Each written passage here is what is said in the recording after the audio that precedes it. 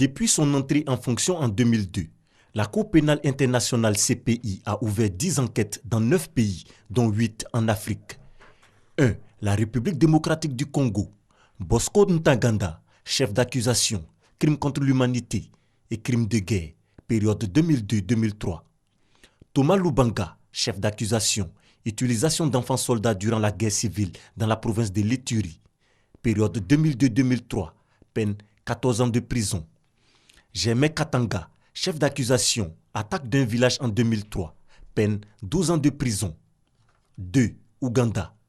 En 2005, la CPI a émis des mandats d'arrêt contre Joseph Kony et d'autres hauts commandants de la rébellion de l'armée de résistance du Seigneur. Chef d'accusation, enrôlement d'enfants soldats et esclavage sexuel, période 2002-2004. L'un d'entre eux, Dominique Ongwen, s'est constitué prisonnier. Son procès s'ouvre le 6 décembre prochain. 3. Soudan. Omar El-Béchir, chef d'accusation, crimes de guerre, crimes contre l'humanité et génocide, période 2003. 4. Kenya. La CPI a abandonné ses poursuites faute de preuves suffisantes contre William Ruto. Il était mis en examen pour crimes contre l'humanité commis lors des violences post-électorales au Kenya en 2007-2008. 5. Côte d'Ivoire. Laurent Gbagbo, chef d'accusation, crimes contre l'humanité, période 2010-2011. Son procès s'est ouvert en janvier 2016. Charles Blé Goudé, chef d'accusation, crimes contre l'humanité. 6. Libye. Saïf al-Islam, chef d'accusation, crimes contre l'humanité, période 2011. La Libye et la CPI se disputent le droit de le juger. 7. Centrafrique. Jean-Pierre Bemba, chef d'accusation, crimes de guerre, crimes contre l'humanité, période 2002-2003, peine 18 ans de prison. 8. Mali. Ahmad Al-Faki Al-Mahdi, chef d'accusation, démolition des mausolées classés au patrimoine mondial de l'humanité à Tombouctou, peine 9 ans de prison. 9. Géorgie. Les juges de la CPI ont autorisé la procureure à enquêter sur la guerre d'août 2008 qui opposait la Russie et la Géorgie pour le contrôle de l'Ossétie du Sud. Fatou Bensouda a donc ouvert sa première enquête sur des crimes présumés commis par les forces russes, sa première enquête sur un conflit non africain. Aucun mandat n'a encore été émis. Des examens préliminaires préalables à l'ouverture d'éventuelles enquêtes sont en cours en Afghanistan, au Burundi, en Colombie, au Gabon, en Guinée, en Irak, au Nigeria, en Palestine et en Ukraine.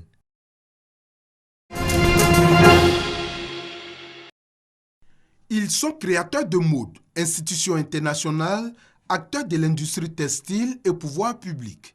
Au centre de la réunion à laquelle ils prennent part, une seule question.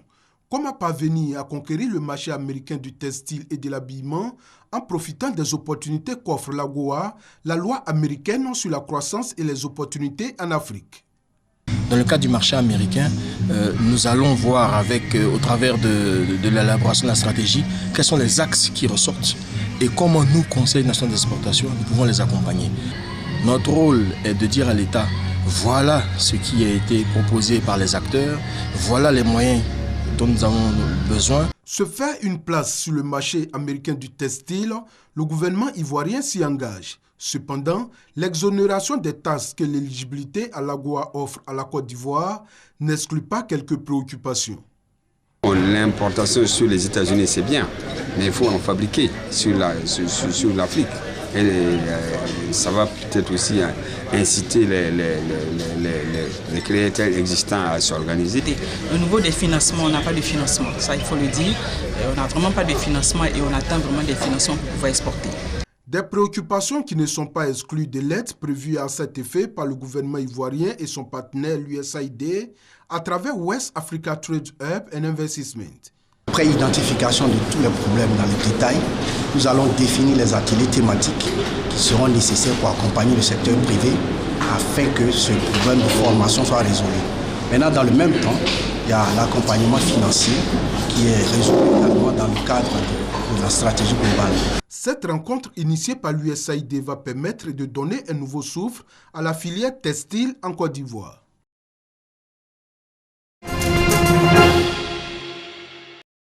L'école primaire publique Siporex 3 de la BAE dans la commune de Yopougon a désormais fière allure. L'établissement qui était dans un état de délabrement fait aujourd'hui peau neuve.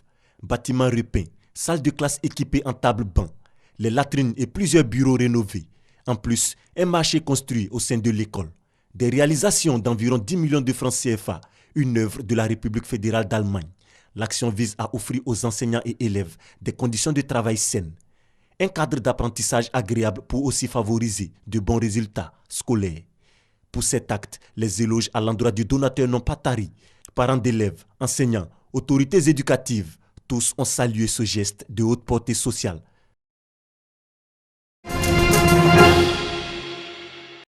Intégrer les qualités essentielles requises pour une meilleure gestion de la fonction du secrétariat, contribuer à la performance de l'entreprise ou de l'institution qui les emploie, acquérir les qualités générales permettant une évolution professionnelle. Ce sont entre autres tâches qui doivent animer les secrétaires, les assistantes ou attachés de direction. Des tâches auxquelles font fi de nombreux secrétaires et qui ont une répercussion négative sur l'entreprise. Pour pallier cette insuffisance, la 5e matinale des secrétaires, des assistantes ou attachés de direction est donc initiée par une structure privée.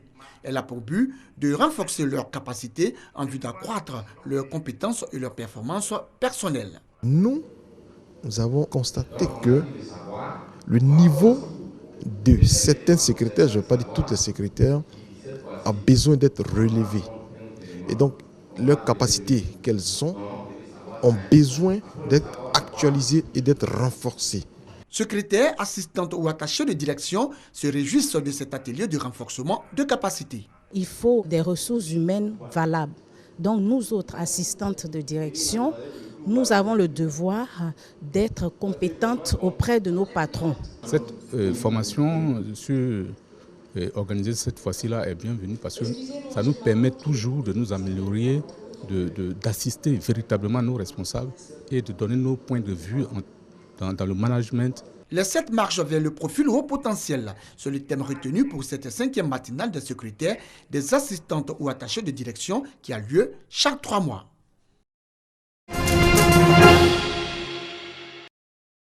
L'affaire Mediaset.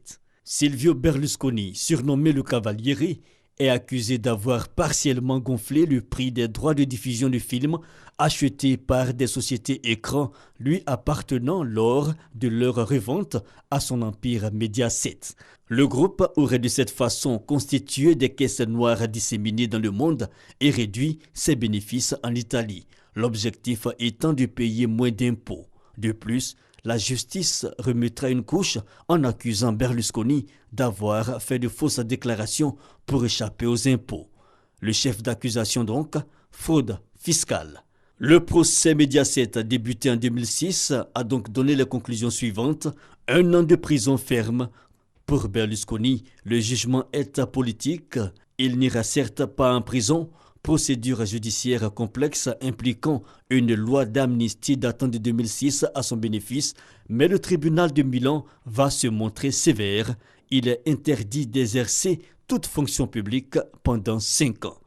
Il devra payer en plus 10 millions d'euros de dommages et intérêts. Notons que Silvio Berlusconi, homme d'affaires, dirigeant sportif, aura connu 33 procès en 18 ans de carrière politique.